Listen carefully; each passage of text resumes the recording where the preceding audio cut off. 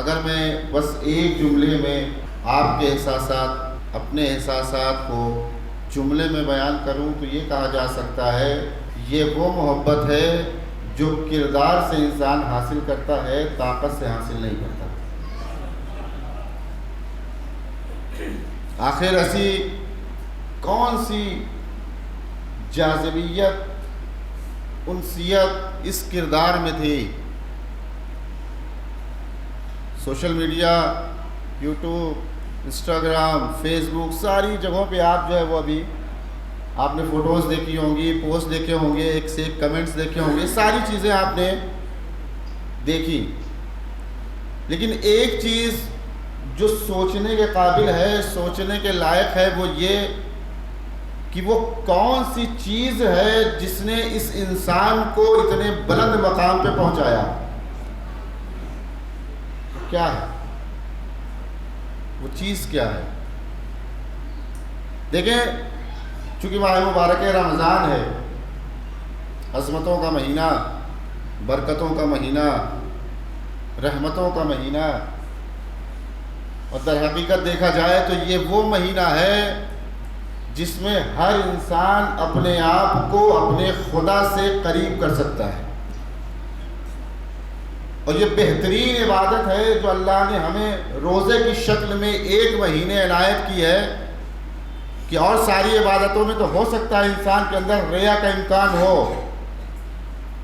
نماز پڑھنے کھڑا ہو سکتا ہے خیال آ جائے کہ چلو 2 رکعت اور نافلہ پڑھتے ہیں تاکہ دیکھنے والے سوچیں بڑا نافلہ پڑھتا ہے، حج میں ہو سکتا ہے خیال آ جائے کہ چلو حج کرنے چلتے ہیں تاکہ لوٹ کے جب آئیں گے تو محلے والے کہیں گے کہ حاجی صاحب آئے ہیں، لیکن روزہ ایک ایسی عبادت ہے جس میں ریا کا امکان نہیں ہے، جس میں ریا کا، مکاری کا امکان نہیں پایا جاتا۔ آپ دیکھیں صبح سے مغرب سے لے کے آپ صبح کی اذان سے مغرب تک بغیر کچھ کھائے پیے انسان جو ہے نیت کرتا ہے کس کے لیے؟ قربتاً الی اللہ، اللہ کی خوشنودی کے لیے، اللہ کی مرضی کے لیے۔ اب آپ اپنے کمرے میں ہیں، یہاں ہے، وہاں ہے، کوئی بھی انسان اگر چاہے تو پانی بھی پی سکتا ہے، کھانا بھی کھا سکتا ہے، کون دیکھنے والا ہے؟ لیکن جس نے نیت کر لی نہ وہ پانی پیتا ہے نہ وہ کھانا کھاتا ہے۔ کیوں؟ کہا اس لیے کہ اب اپنے خدا سے یہ ارادہ کر لیا ہے کہ آج میں روزہ ہوں تو اب اس روزے میں ریاکاری کا امکان نہیں ہے، یہ عبادت، اور اسی سے انسان جو اپنے آپ کو خدا سے قریب کر سکتا ہے۔ اب آپ سوچئے یہ شخصیت کتنی باکمال تھی، اپنے خدا کے کتنے نزدیک تھی کہ خداوند عالم نے جب کہا ہے کہ دعیتم فیہ الی ضیافت اللہ، یہ وہ مہینہ ہے جس میں انسان خدا کا مہمان ہوتا ہے۔ انسان خدا کا مہمان، یعنی میزبان کون ہے؟ خدا۔ اب آپ سوچئے جب یہ مہمان اس میزبان کی بارگاہ میں پہنچا ہوگا تو خود خدا نے کہا ہوگا ہم تیرا انتظار کر رہے تھے، اب ہم تیری مہمان نوازی کریں گے اپنی بارگاہ میں بلا کے تجھے اپنے پاس۔ اتنا عظیم مہینہ اور اتنی عظیم شخصیت، لیکن ایک چیز سوچنے پہ مجبور کرتی ہے، کوئی قید نہیں تھی۔ آپ کسی بھی پوسٹ میں دکھائیں جہاں ہم انسانیت کے حامی ہیں، ہم یہ دیکھتے ہیں کہ انسانیت پہ، آپ دیکھیں فلسطین، غزہ، یہ سب کیا ہے؟ کہ جو انسانیت کا حامی ہو اسے درد ہوتا ہے۔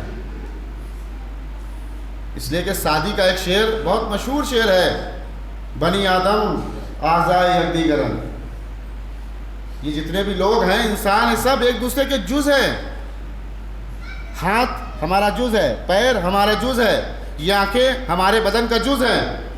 تو کبھی ایسا ہوا کہ پیر میں تکلیف ہو اور ہاتھ نے کہہ دیا ہو کہ مجھ سے کیا لینا دینا، پیر میں تکلیف ہے؟ یا کبھی ہاتھ میں چوٹ لگ جائے اور ہاتھ یہ کہے کہ نہیں ہاتھ میں تکلیف ہے، پیر سے کیا لینا دینا؟ کہا نہیں، پورے اعضائے بدن میں کہیں بھی اگر ہلکی سی چوٹ لگ جائے تو انسان کا پورا جسم متاثر ہوتا ہے۔ ہاں، صرف اس جگہ اثر نہیں ہوگا جہاں بدن میں جان نہ ہو۔ توجہ کیا آپ نے؟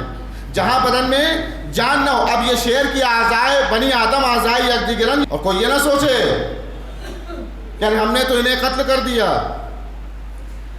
دیکھیے یہ شہادت ہر انسان کے نصیب میں نہیں ہے۔ اس شہادت کے لیے بھی کردار میں پاکیزگی ہونی چاہیے۔ بد کرداروں کو شہادت نصیب نہیں ہوتی۔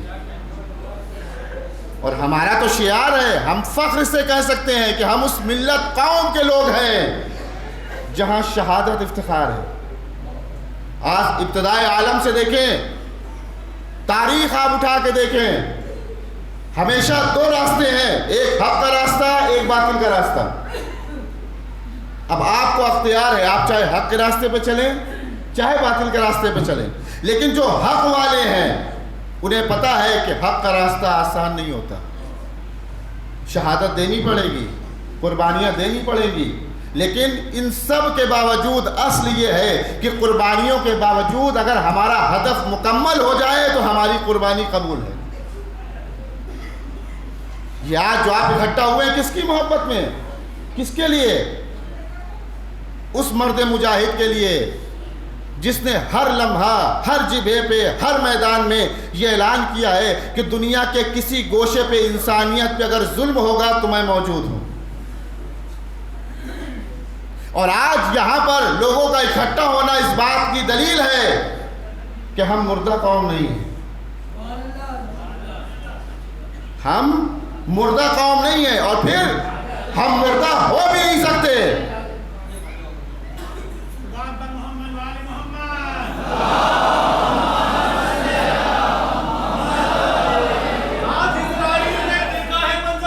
اور آگے آ جائیے، اور آگے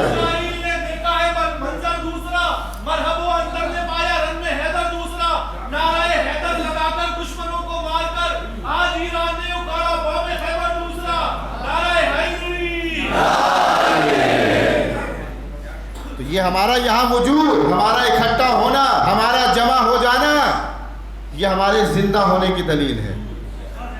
ہم مردہ قوم نہیں ہیں اور ہم ہو بھی نہیں سکتے، اس لیے کہ جس کا امام زندہ ہو وہ قوم مر نہیں سکتی۔ ہم نہیں مر سکتے۔ دشمن یہ سمجھتا ہے کہ اس سر و تن میں جدائی کر کے ہم کامیاب ہو جائیں گے، نہیں، ہم اس رہبر کے ماننے والے ہیں جس کا سایہ ہمارے سروں پہ باقی، اور انشاءاللہ باقی رہے گا، اور دنیا دیکھے گی جس مقصد کو لے کے اس راہ حق میں شہید ہونے والے افراد چلے گئے وہ بھی دیکھیں گے، اور آنے والی نسلیں بھی دیکھیں گی۔ اور میں تو بڑی یقین سے کہتا ہوں کہ کم از کم آج ہمارا جوان یہ کہہ سکتا ہے۔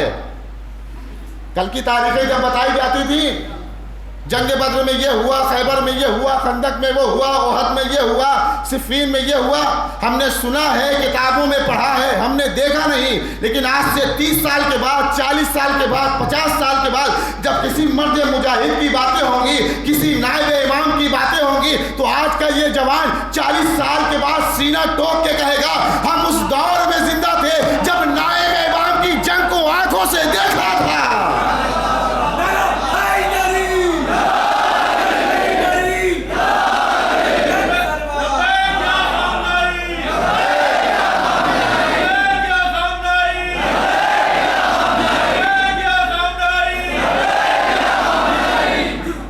گواہ ہوں گے اس کے۔ بس ختم کی آخری بات، تو یہ نہ سوچئے یہاں جمع ہونے کا فائدہ کیا ہے، ہم کیوں جمع ہو جائیں؟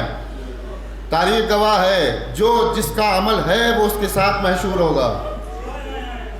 آپ نے سنا ہے بے شمار مرتبہ، بس آخری بات ختم کی، ایک چھوٹا سا پرندہ ہے، چھوٹا سا، جب جناب ابراہیم کو آگ میں ڈالا گیا، چھوٹا سا پرندہ ہے، چھوٹی سی چوچ میں پانی کا ایک قطرہ لے کے آتا ہے اور آگ کے اوپر ڈالتا ہے۔ کہنے والوں نے کہا کہ یہ بتاؤ تمہارا وجود کتنا ہے اور تمہاری چوچ میں آنے والا یہ پانی کا ایک قطرہ کیسے آگ بجھ جائے گی؟ کہ یہ تو مجھے بھی پتا ہے نہیں بجھے گی۔ تو پھر کر کیوں رہے ہو؟ کیوں جمع ہوئے؟ جمع ہونے کا فائدہ کیا ہے؟ فلسفہ کیا ہے؟ کافر یہ کر کیوں رہے ہو؟ جب پتا ہے پانی سے آگ نہیں بجھے گی تو پرندہ کیا کہتا ہے؟ کہا مجھے پتا ہے میرے پانی سے آگ نہیں بجھے گی، لیکن یقین تو ہے کل جب فہرست تیار ہوگی تو میرا نام آگ بجھانے والوں میں ہوگا، آگ لگانے والوں میں نہیں ہوگا۔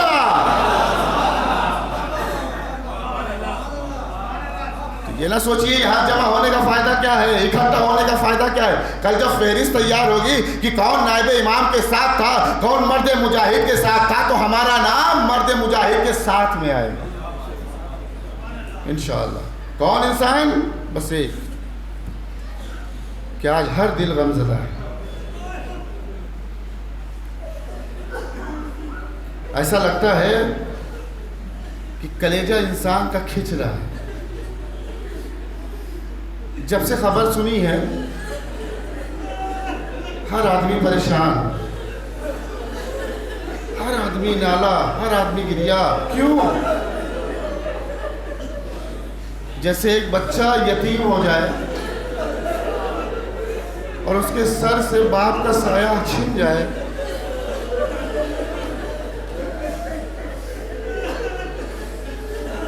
مولا دعا ہے آپ سے، یقین جانیے یہ حوصلہ اگر کربلا نہ ہوتی تو ہمیں نہ ملتا۔